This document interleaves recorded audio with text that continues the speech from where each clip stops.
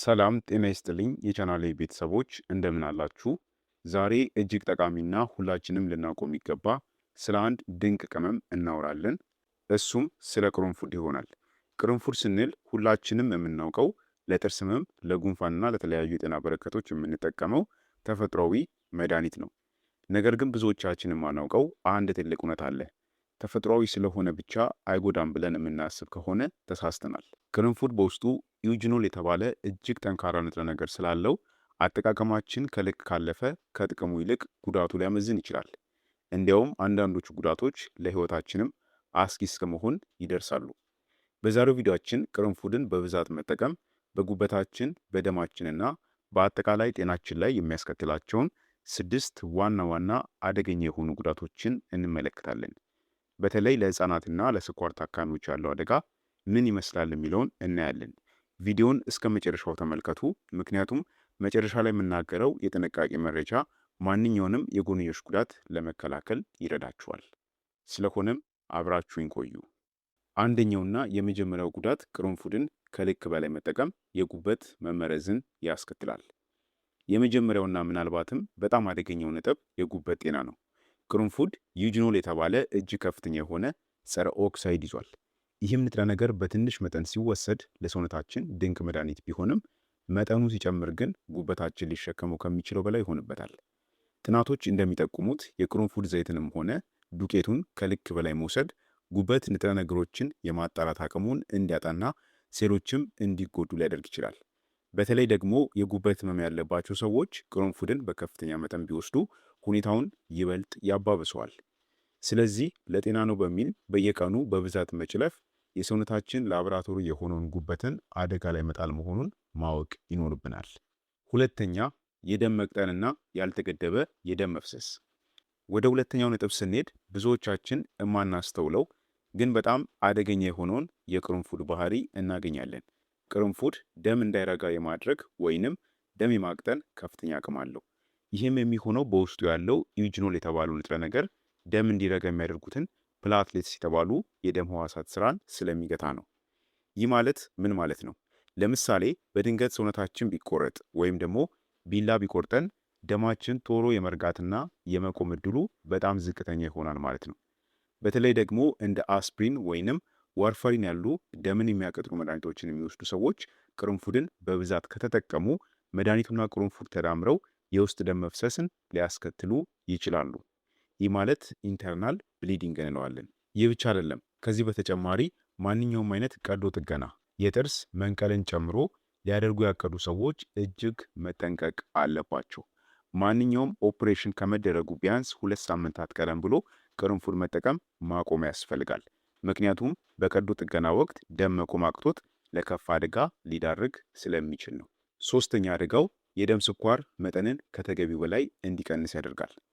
ቅርንፉድ በደም ውስጥ ያለውን የስኳር መጠን የመቀነስ አስደናቂ አቅም እንዳለው ይታወቃል። ለዚህም ነው ለስኳር ታማሚዎች እጅግ ጥሩ የሚባለው። ይህ ለብዙዎቻችን እንደ መልካም ዜና ሊታይ ይችላል። ነገር ግን አጠቃቀሙን ካላወቅንበት ለከፋ አደጋም ሊዳረገን ይችላል።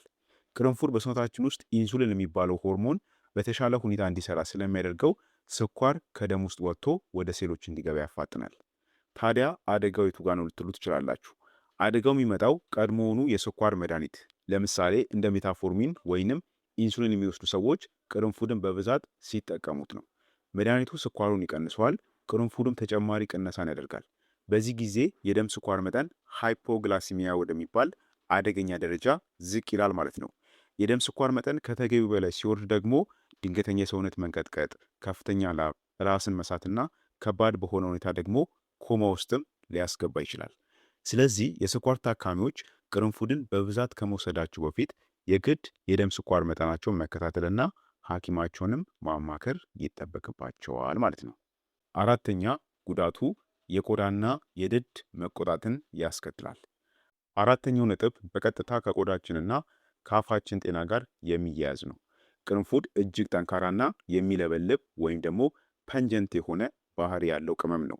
ብዙዎቻችን የጥርስ ህመም ሲሰማን ቅርንፉድን በዛ አድርገን ጥርሳችን ላይ እንይዘዋለን ወይም ደግሞ የቅርንፉድ ዘይትን በቀጥታ ህመሙ ባለበት ድድ ላይ እናደርገዋለን።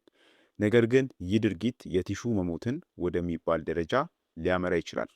የቅርንፉድ ዘይት ሳይበረስ ማለትም ዳሊዩት ሳይሆን በቀጥታ ከድድ ጋር ለረጅም ጊዜ ሲገናኝ በዚህ አካባቢ ያሉትን ስስ የድድ ህዋሳትን ሊያቃጥላቸውና ሊያቆስላቸው ይችላል። ይህም ደግሞ ህመሙን ከማስታገስ ይልቅ ድዳችን እንዲላላጥ እናም ደግሞ ለተጨማሪ ኢንፌክሽን እንዲጋለጥ ያደርገዋል ማለት ነው። ይህ ስላችሁ የድድ ህመምን አያክምም ማለት ሳይሆን ለድድ ህመም ጊዜያዊ እፎይታን ይሰጣል። ነገር ግን ከልክ በላይ ሲሆንና ለረጅም ሰዓት ድዳችሁ ላይ የምታስቀምጡት ከሆነ ጉዳቱ የሚያመዝን ይሆንባችኋል ማለት ነው።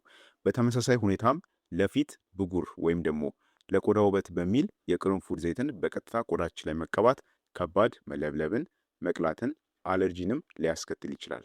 ታዲያም የቅርንፉድ ዘይትን ሁልጊዜም እንደ ወይራ ዘይት ወይንም የኮኮናት ዘይት ካሉ መጠነኛ ዘይቶች ጋር አቀላቅሎ መጠቀም የሚመከር ነው ማለት ነው። ካልሆነ ግን ጥርስ አድናለሁ ወይም ደግሞ ቆዳይን አሳምራለሁ በመባል ተጨማሪ ጠባሳንና የቆዳ ህመምን ልታተርፉ ትችላላችሁ ማለት ነው።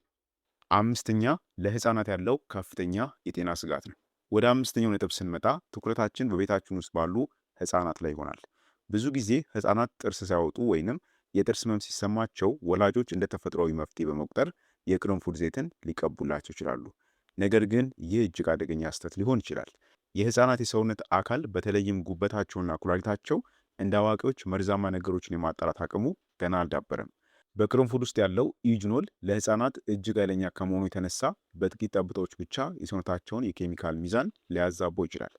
ከዚህም በላይ የቅርንፉድ ዘይት በህፃናት ላይ ድንገተኛ የሆነ የነርቭ መቆጣትን ወይም ደግሞ የሚጥል በሽታ መሰል ምልክቶችን ሊያስከትል እንደሚችል የህክምና መረጃዎችም ያሳያሉ። ስለዚህ በምንም አይነት ሁኔታ የህክምና ባለሙያን ሳታማክሩ ወይም ደግሞ ሐኪም ሳታናግሩ ለህፃናት የቅርንፉድ ዘይትንም ሆነ በቅርንፉድ የተቀመሙ ኃይለኛ መጠጦችን መስጠት የለባችሁም። የልጆቻችሁን ጤና በትንሽ ስህተት አደጋ ላይ እንዳይወድቅም ከፍተኛ ጥንቃቄ ማድረግ ይጠበቅባችኋል። ስድስተኛና በዋነኛነት እንድትመለከቱት የምፈልገው የጨጓራ ቁስለትና ህመም አደጋን ያስከትላል። ሌላውና ብዙዎቻችን ሳናስተውለው የምናልፈው ጉዳት ቅርንፉድ በምግብ መፈጨት ስርዓታችን ላይ የሚያመጣው መዛባትን ነው። ቅርንፉድ በባህሪው እጅግ ሞቃትና ጠንካራ ቅመም በመሆኑ በተለይ በባዶ ሆድ ላይ ወይም ደግሞ በብዛት ሲወሰድ የጨጓራን ስስ ግድግዳዎች ሊያቆስላቸው ይችላል። ብዙ ሰዎችም ለሆድ መነፋት ወይም ደግሞ ለጋዝ መፍትሄ ይሆናል ብለው ቅርንፉድን በብዛት ይወስዱታል። ነገር ግን መጠኑ ሲበዛ ተቃራኒ ውጤት ይከሰታል። መፍትሄ አይደለም ማለት ሳይሆን መጠኑ ሲበዛ ጉዳት ይሆናል። ይህም ከባድ የሆነ ቁርጠትን፣ የቃጠሎ ስሜትን አልፎ ተርፎም ተቅማጥን ሊያስከትል ይችላል። በተለይ ደግሞ ቀድሞውኑ የጨጓራ ቁስለት ያለባቸው ሰዎች ቅርንፉድን በብዛት ከተጠቀሙ ህመሙን ከመጠን በላይ በማባባስ ለከፋ ስቃይ ሊዳርጋቸው ይችላል። ስለዚህ ቅርንፉድን በምንወስድበት ጊዜ ሁልጊዜም ከምግብ ጋር ወይም ደግሞ በበቂ ውሃ መበረዝ እንዳለበት መዘንጋት የለባችሁም። እስፔሻሊ ጨጓራችሁ ጤነኛ ላልሆነ ሰዎች በፍጹም በባዶ ሆድ መጠጣትን እንዳትሞክሩት። የቅርንፉድ ውሃንም ቢሆን እንዲሁም ደግሞ ቅርንፉድን በባዶ ሆዳችሁ እንዳትጠቀሙ፣ ለጨጓራችሁ ጠንቅ ይሆንባችኋል ማለት ነው። ስለሆነም እንግዲህ ቤተሰቦች እስካሁን የተመለከትናቸው ነጥቦች ቅርንፉድ መጥፎ ነው ለማለት ሳይሆን ማንኛውን መድኃኒት ያለው ቅመም በአግባቡ ካልተወሰደ ጉዳት እንዳለው ለማሳየት ነው። ቅርንፉድ እጅግ ድንቅ ተፈጥሯዊ ጸጋ ነው። ነገር ግን መድኃኒትነቱ ያለው በመጠኑ ላይ ነው። ስለዚህ ይህንን ማስተዋል ያስፈልጋል ማለት ነው። ታዲያ በምን ያህል መጠን መጠቀም አለብን ከተባለ ለአንድ ጤናማ አዋቂ ሰው በቀን ውስጥ ከ1 እስከ 2 የሚሆኑ የቅርንፉድ ፍሬዎችን ማኘክ ወይም ደግሞ በሻይ መልክ አፍልቶ መጠጣት በቂና ተመጣጣኝ ነው። የቅርንፉድ ዘይትን የምንጠቀም ከሆነ ደግሞ የግድ ከሌላ ዘይት ጋር በማቀላቀል እናም ደግሞ መጠኑን በጣም በማሳነስ ለምሳሌ ከ1 እና 2 ጠብታ ባልበለጠ መሆን ይኖርበታል። ስለዚህ መጠኑን በፍጹም አትለፉ። ሲበዛ የሚሰጣችሁ ምንም የተለየ ጥቅም የለም። አብዝታችሁ ስለወሰዳችሁ በሽታውን በቶሎ ያድንላችኋል ማለት አይደለም። ይህንን ማስተዋል ያስፈልጋል። በተጨማሪም ደግሞ ነፍሰ ጡር እናቶች፣ የሚያጠቡ እናቶች እንዲሁም ደግሞ የኩላሊትና የጉበት ህመም ያለባቸው ሰዎች ቅርንፉድን ሲጠቀሙ ጥንቃቄ ማድረግ እንዳለባቸው መዘንጋት የለባችሁም። ስለሆነም ክቡራን ቤተሰቦች ለዛሬ ያዘጋጀሁላችሁ የጤና መረጃ ይህን ይመስላል። ቪዲዮውን ከወደዳችሁት ላይክ ማድረጋችሁንና ለወዳጅ ዘመዶቻችሁም ሼር ማድረጋችሁን አትርሱ። ለቻናሌም አዲስ ከሆናችሁ ደግሞ ሰብስክራይብ በማድረግ ቤተሰብ ሁኑ። በቀጣይ በሌላ ድንቅ በሆነ የጤና መረጃ እስከምንገናኝ በጤና ቆዩልኝ። ቸር ሰንብቱ።